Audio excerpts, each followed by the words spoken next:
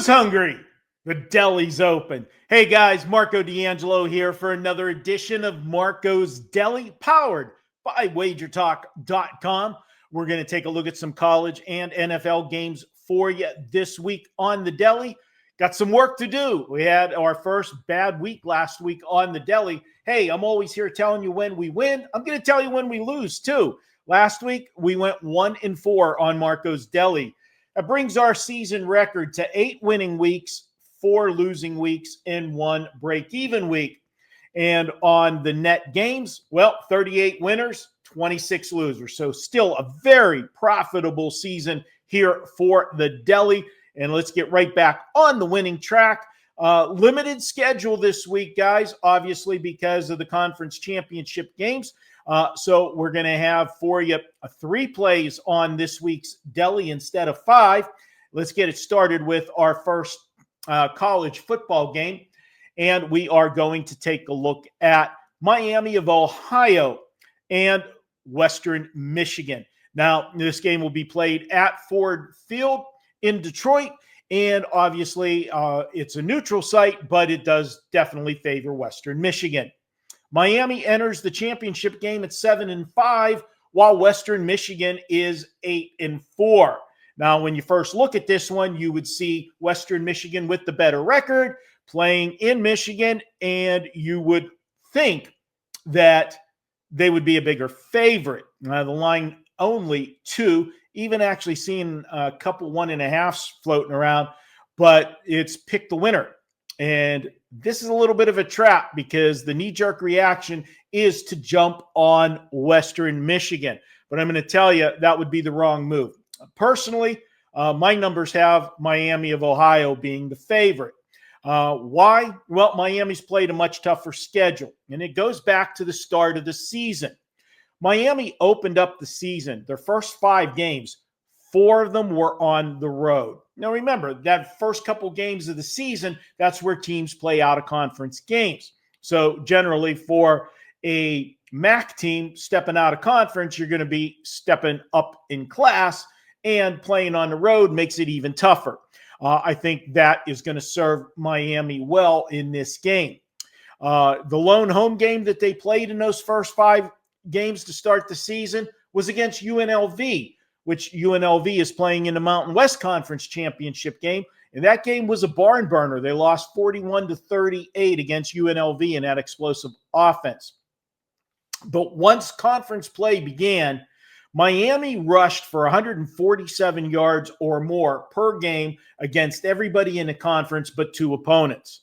And Western Michigan, over the final 3 games of the season, had trouble stopping the run. They were giving up 5 yards per carry over the last 3 contests. Western Michigan can run the football themselves, but the difference is the strength of this Miami defense is stopping the run. They allow just 3.7 yards per play defensively on the ground. So we got strength versus strength there. I think this one is Miami's to win. I've got Miami winning this one 24-20. Go ahead and give me those couple points. I don't think we're going to need them. We're taking Miami of Ohio as our first play here on the Deli. Before we get to the second play, guys, don't forget, give us that thumbs up if you enjoy these videos. It really does help the channel out. Drop me a comment. We love to hear from you. Got a question for me? Ask it. I enjoy doing these videos for you, helping you guys learn about handicapping and how I do things. And, tell me where you're watching from. I always love to know where our audience is located. Let's get into play number 2. And we're going to take a look at Indiana and Ohio State. Yeah, this is the big one. Number 1 versus number 2. And I know this is going to sound kind of silly, but hear me out. I think this is a horrible spot for Ohio State. And this is basically a sandwich game. And I know, what are you talking about, Marco? This is for the Big Ten championship. How can this be a sandwich game? Well, last week, Ohio State played Michigan. Since Ryan Day took over as head coach of Ohio State, he had not beaten Michigan. And as you know, in college football, there's not a bigger rivalry than Michigan and Ohio State. And losing 4 straight to Michigan was wearing on Ryan Day. And there's been a lot of great coaches at Ohio State over this storied franchise's history. And some of them that won, 10 games every year, 9, 10 games every year, but couldn't beat Michigan ended up being ousted. So that was a big win for them. It was a big win for the team because the seniors on that team had never beaten Michigan.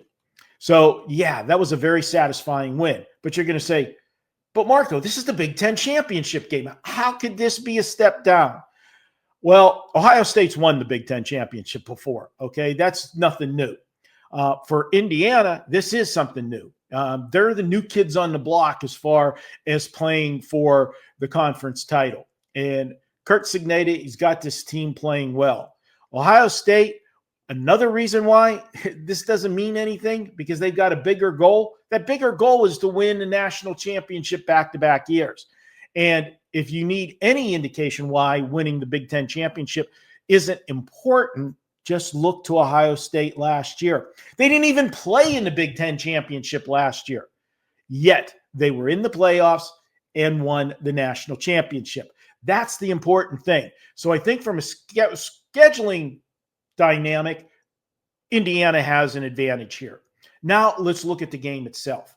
And I know both teams have done everything asked of them. And I know Ohio State has been dominating. But I'm going to look at this Indiana team. And in their second year under Curt Cignetti, they have really blossomed. And everybody talks about the offense. And the offense obviously is good. This team has had 3 signature wins this year, in my opinion. And they all occurred on the road, which is tough to do. They went on the road and beat Oregon. They beat Oregon soundly. They dominated from start to finish in that game. They went on the road and beat Iowa. They went on the road and beat Penn State. Now, I understand Penn State's had a down year, but that team still is loaded with blue chip players. And they went on the road to Happy Valley and won in that hostile environment. That's impressive. I also look at the fact that the Indiana defense, people will overlook it because the offense is so good. But if you look at this Indiana defense, they have held every opponent this year but 2 to 15 or fewer points. Think about that. 15 or fewer points in every game but 2.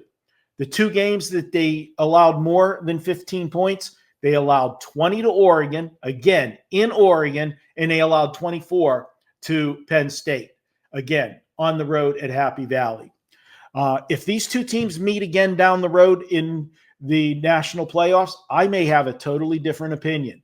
But for this Saturday, I like Indiana. We're going to go ahead and take Indiana 31-24. I do believe this is a serious sandwich spot off of Michigan and the playoffs that start in their next game. All right, before we get to the NFL play here on the Deli, I want to tell you what's going on over at WagerTalk.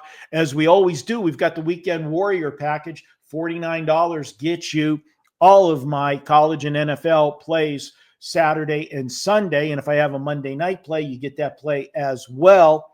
You know what we've been doing in college football this year. When I've released a 4% or higher, 22-6 for the season. Now you want an even better deal? This week, I'm offering 14-day all-access blitz. And what that means is you're going to get every play I release for 14 days. That's every college play, every NFL play, every NBA play, every college basketball play, every hockey play for 14 days. Whatever I release to my premium clients, you're going to get. And the price, well, if you bought a week, it's $99. So 2-week package would be $198. This week only, you can get that 14-day package for $139. Take advantage of it. It includes 5% plays. 5% plays sell for $35 by themselves. And we will have a 5% sometime this weekend.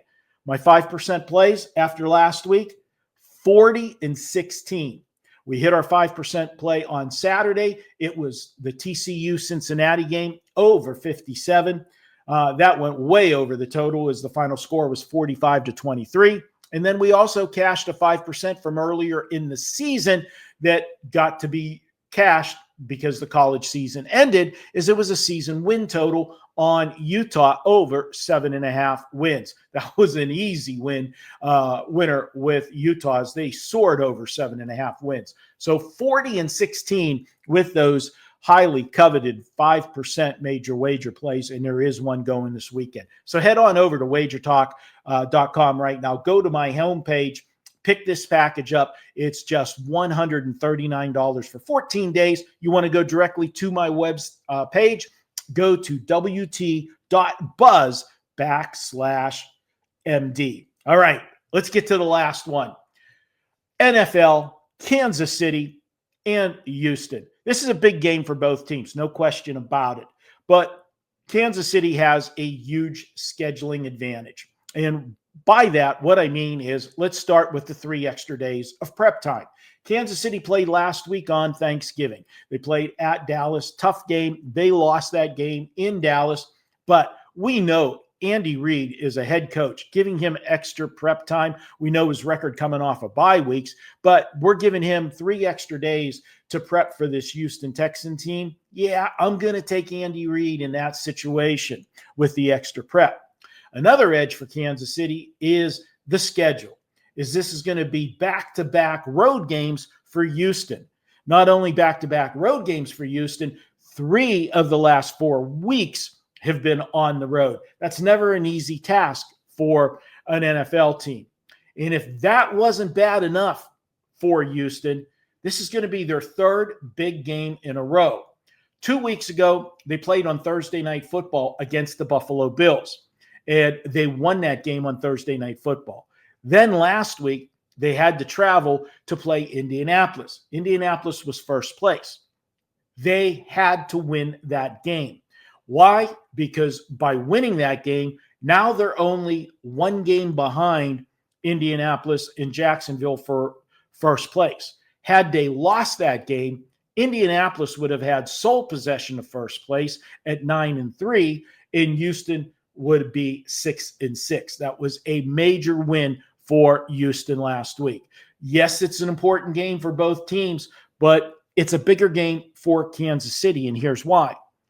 Kansas City only has one route to the playoffs. That's going to be a wild card. There's no way they can win their division.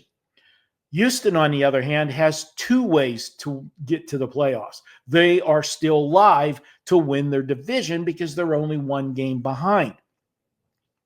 Also, they've got a leg up on the wild card situation because I talked about that game 2 weeks ago against Buffalo.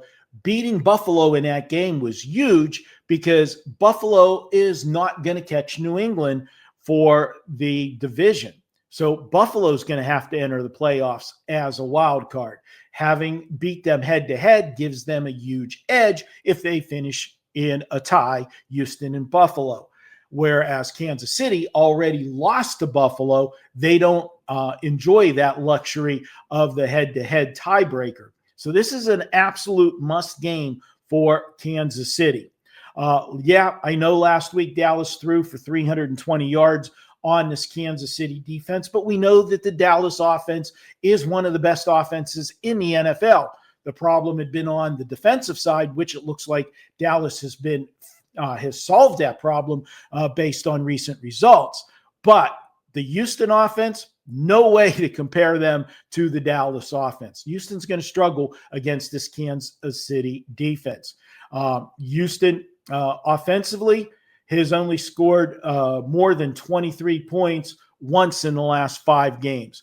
I can't back Houston here. We're taking Kansas City. I'm going to go ahead and call it Kansas City 27, Houston 17.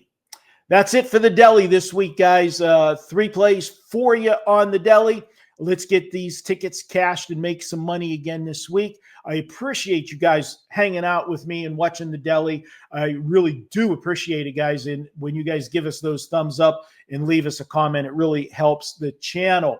Until next week, guys, you know the drill. Let's eat good and let's cash some tickets. I will talk to you guys next week. Good luck.